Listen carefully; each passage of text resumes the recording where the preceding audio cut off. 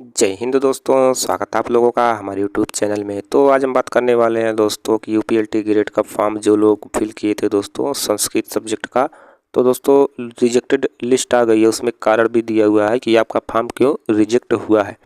तो दोस्तों रिजेक्ट होने के बाद आपको आगे क्या करना है, ये सब प्रक्रिया हम आपको बताने वाले हैं। तो सबसे पहले हम चलते हैं कि जो लिस्ट आई है उस लिस्ट में क्या दिया हुआ है, आइए इसको हम देखते हैं। दोस्तों यहाँ पे देखिए हमने लिस्ट को ओपन किया हुआ है। तो यहाँ पे जो लिस्ट आई है दोस्तों 4-5 पेज की है। तो यहाँ पे देखिए सबसे पहले जो दिया हुआ है, यहाँ पे दिया हुआ है देखिए जो है 13 अप्रैल को जारी हुई थी लिस्ट, संस्कृत सब्जेक्ट की है। यहाँ पे देखिए संस्कृत विषय दिया हुआ है। और यहाँ पे जो दोस्तों यहाँ पे है आवेदन, यहाँ पे दिया हुआ है कि विज्ञप्ति की शर्तें जो होती हैं उनको पूरा न किए जाने के कारण जिन अभ्यर्थियों के अभ्यर्थन निरस्त किए गए हैं उनका विवरण कारण सहित निम्नवत है। तो नीचे दिया हुआ है।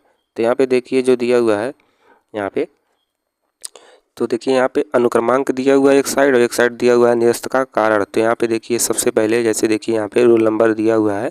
ये जो रोल नंबर वाले हैं इतने सभी दोस्तों, ये सभी के कॉलम में जो दिया हुआ है सामने कि अभ्यर्थीगण द्वारा प्रमुख परीक्षा हेतु ऑनलाइन आवेदन पत्र की हार्ड कॉपी समस्त शैक्षणिक अभिलेखों के साथ निर्धारित अंतिम तिथि यानी 18 मार्च 2026 को जो अंतिम तिथि थी निर्धारित भेजने की डाक द्वारा या स्वयं जाके आयोग में कार्यालय में, तो वहाँ प्राप्त नहीं कराया गया दोस्तों। ये लोग भेजे ही नहीं हैं, ऑनलाइन करके छोड़ दिए हैं। तो उनको यहाँ पे बताया गया है कि विज्ञापन तथा मुख्य परीक्षा के आवेदन हेतु प्रकाशित विज्ञप्ति 24 फरवरी 2026 के प्रस्तर 3 में उल्लेखित शर्तों का अनुपालन न किए जाने के कारण रिजेक्ट किया गया है। तो रिजेक्ट हो गया है। अब इसका सोल्यूशन क्या है इसको अभी हम लास्ट में बताने वाले हैं। देखिए यहाँ पे इतना ढेर सारा जो रोल नंबर सब है, सब दोस्तों भेजे ही नहीं है हार्ड कॉपी। इसके बाद यहाँ पे जो देखिए सेकंड नंबर में दिया हुआ है, यहाँ सेकंड नंबर में 3 लोग केवल दिया हुआ है, 3 लोगों का।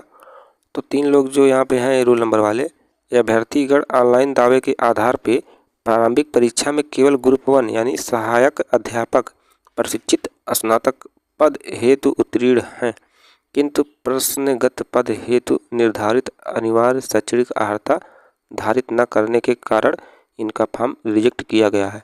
और यहाँ पे 3 नंबर में देखिए जो लोग यहाँ पे दिया हुआ है, ये सभी लोग भी यहाँ पे रिजेक्ट की कैटेगरी में हैं। यहाँ पे उनका क्या समस्या है देखिए दिया हुआ है कि जो ग्रुप 2 है उसमें ये लोग दृष्टिबाधित जो स्पर्श वाला है इसमें दोस्तों उत्तीर्ण है, किंतु प्रश्नगत पद हेतु निर्धारित अनिवार्य शैक्षणिक अर्हता जो है वो धारित न करने के कारण, मतलब ये लोग इसमें यस किए हुए हैं दोस्तों, जो स्पर्श वाला होता है। तो दोस्तों ये लोग यस किए हैं, लेकिन उसमें यस करने के उपरांत जो है शैक्षणिक अर्हता उससे संबंधित नहीं दिए हुए हैं। जो स्पेशल एजुकेशन होता है उसका डिटेल नहीं दिया गया है, इसलिए रिजेक्ट हुआ है। और थोड़ा सा देखते हैं 4 नंबर में। तो यहाँ दिया हुआ है देखिए 3 लोग हैं, दिया हुआ है कि ग्रुप 2 विशिष्ट अध्यापक स्पर्श दृष्टिबाधित 3 विशिष्ट अध्यापक संकेत।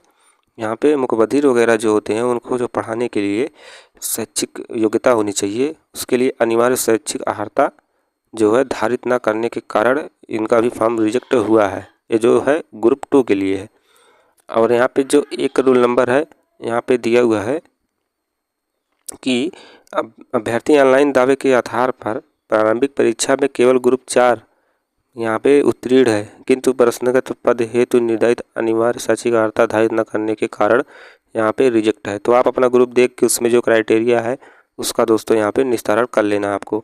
तो इस तरह से सब देखिए दिया हुआ है। और यहाँ पे जो दिया हुआ है 8 नंबर में, 8 नंबर में क्या दिया हुआ है, तो दिया हुआ है कि अभ्यर्थी को ऑनलाइन दावे के आधार पर EWS श्रेणी का माना गया था। इनके द्वारा मुख्य परीक्षा के परंपरागत आवेदन पत्र के साथ वित्तीय वर्ष 2022-23 के लिए मान्य EWS का प्रमाण पत्र संलग्न किया गया है। साथ ही इनके द्वारा शपथ पत्र के माध्यम से श्रेणी परिवर्तन किए जाने का अनुरोध किया गया है। अतः विज्ञापन के प्रस्तर जो 5 नंबर में आरक्षण दिया होगा, विज्ञापन जब जारी हुआ था शुरू में, तो वहाँ पे नोट के बिंदु 9 तथा विशेष अनुदेश के बिंदु 1 में निहित प्राविधानों के आलोक में श्रेणी परिवर्तन अनुमन्य न होने के कारण इनका फॉर्म रिजेक्ट हुआ है। तो ये सब आपको देख लेना है, जो क्राइटेरिया दिया हुआ है दोस्तों वहाँ फुल नोटिफिकेशन से यहाँ पे मिलान करते हैं, उसी के हिसाब से आपको लिया जाता है। इसलिए नोटिफिकेशन को पहले पढ़िए अच्छे से, उसके बाद ही आप अपना फॉर्म भेजिए जिनको भी भेजना बाकी है। तो इस तरह से देखिए ये सब प्रक्रिया है। अब थोड़ा सा और आ जाते हैं नीचे, इसमें करना क्या है वो भी हम बता देते हैं।